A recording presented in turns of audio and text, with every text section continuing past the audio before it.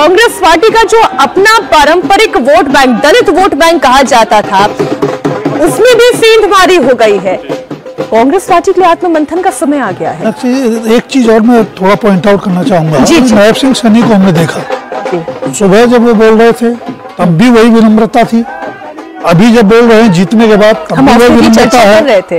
और जब कांग्रेस के लीडर्स के, अगर आपने बात सुनी होंगी आज से पहले इलेक्शन के, तो वो जो ओवर कॉन्फिडेंस और एरोगेंस लगती है, वो एक बहुत बड़ा फर्क है। एरोगेंस आपको हमेशा उस लेवल पर ले जाती है जहां आपको सच्चाई नहीं दिखती। जब आप जमीन पर रहते हैं तो आपको अपनी कमजोरियां भी दिखती हैं, आपको मजबूती भी दिखती है। अब आपने वोट बैंक की बात कही, 2014 में जब बीजेपी पहली बार चुनाव लड़ी, अकेले लड़ी, पहले भी लड़ी थी ओम प्रकाश चौटाला के टाइम में, तो मेरा ख्याल है अकेले लड़ने पर मैक्सिमम सीटें जो उनकी आई शायद 6 या 9 आई थी, अर्जुन को शायद याद होगा जी।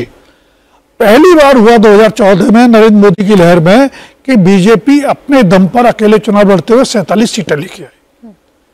तो वो लहर थी, लेकिन बीजेपी ने इस बात को समझा कि हरियाणा की जो ग्राउंड रियलिटीज हैं उसमें आप कहां खड़े हैं।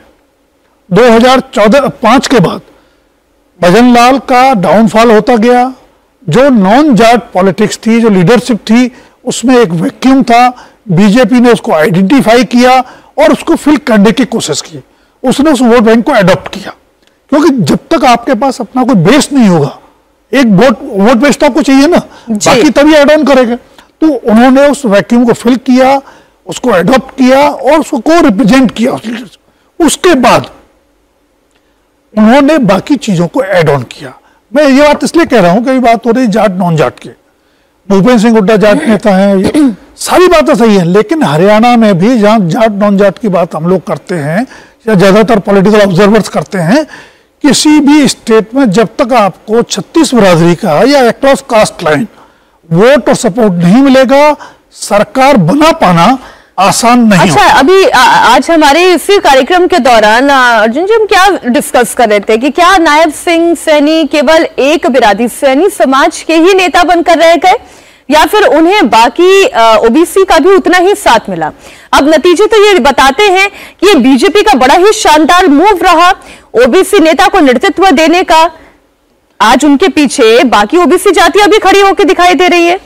बिल्कुल, नायब सैनी जी का जो एलिवेशन है मुख्यमंत्री के तौर पर, वो खेला गया या वो बनाया गया, वो भारतीय जनता पार्टी के शीर्ष नेतृत्व ने बनाया। प्रधानमंत्री नरेंद्र मोदी जी का ही वो कॉन्फिडेंस था जिन्होंने उनको मुख्यमंत्री बनाया। एक उसके अंदर थॉट ये था कि सैनी समाज हो गया, उसके अलावा ओबीसी और बाकी बैकवर्ड क्लास वोट हैं वो उनको भी बना सकते हैं। एक बहुत बड़ी चीज है हरियाणा जैसे प्रदेश के अंदर जहां पर कास्ट पॉलिटिक्स इतनी ज्यादा होती है कि एक सैनी समाज से निकला हुआ व्यक्ति, पार्टी ने उसको एलिवेट करके मुख्यमंत्री बनाया। ये अनइमेजिनेबल चीज है, पर इसको ऑपरेशनलाइज करने के लिए वो बीजेपी का जो पूरा तंत्र है वो लगाए। और वो तंत्र क्या है? वो सबसे ऊपर प्रधानमंत्री नरेंद्र मोदी हैं, जो इस टाइम पर अच्छे से इस देश की दशा दोनों को सुधारने के लिए काम कर रहे हैं। उनको ये अच्छे से समझ है कि पार्टी उनकी कैसे काम करती है, गवर्नमेंट उनकी कैसे काम करती है, उनको समझ है ग्राउंड की। मैं जानता हूं, एक व्यक्ति बता रहे थे कि प्रधानमंत्री निजी तौर पर दिन के 50 के पास लगभग फोन करते हैं ये समझने के लिए कि अलग अलग जगह पर क्या स्थिति है, क्या चल रहा है। And this is different from जो नॉर्मल उनके ऑपरेशनल या गवर्नमेंट या काम के चक्कर में जिनके फोन आते हैं।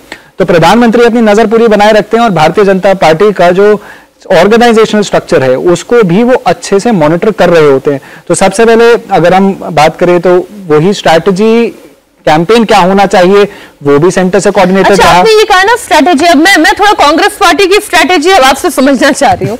अब कांग्रेस पार्टी में राहुल गांधी ने कह दिया कि भाई आम आदमी पार्टी के साथ आपका अलायंस होना चाहिए। भूपेंद्र सिंह हुड्डा को शायद समझ में नहीं आया वो अलायंस होना।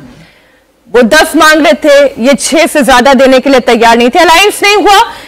कई सीटें ऐसी हैं जिस पर इसका रिफ्लेक्शन दिखाई दे रहा है।